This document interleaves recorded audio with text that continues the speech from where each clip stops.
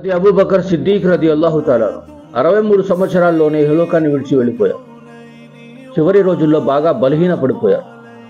హజరత్ ఉమర్ రదియల్లాహు తాలా గారు ఒక వైద్యుడిని పిలిపించి వైద్యం చేయమన్నారు.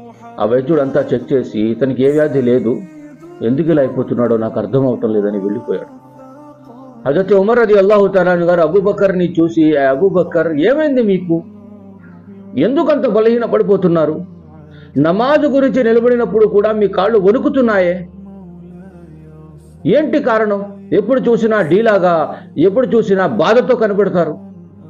అబూబకర్ రదియల్లాహు తాలా గారు ఉమర్ని చూసి ఇలా అన్నారు, ఉమర్ నీకు తెలీదా, నా బాధకి కారణం ఏమిటో నీకు తెలీదా అన్నారు. దానికి హజరత్ ఉమర్ రదియల్లాహు తాలా గారు వెంటనే తేరుకున్నారు, నాకు అర్థమైపోయింది. ప్రవక్త ముహమ్మద్ రసూలుల్లా సల్లల్లాహు తాలా అలైహి వాలి వసల్లంని చూడకుండా ఏ రోజు కూడా మీది గడిచేది కాదు. ప్రవక్త గారిని చూడలేకపోవడం వలనే మీరంత బాధతో జీవితాన్ని గడుపుతున్నారని నాకు అర్థమైపోయింది అన్నారు.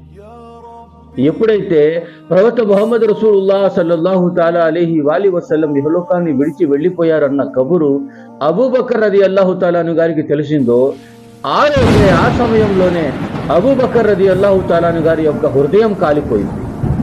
కొంతమంది ఇలా కూడా చెప్పేవారు, అబూబకర్ గారి నోట్లో నుంచి కాలిపోయిన వాసన వచ్చేది అని.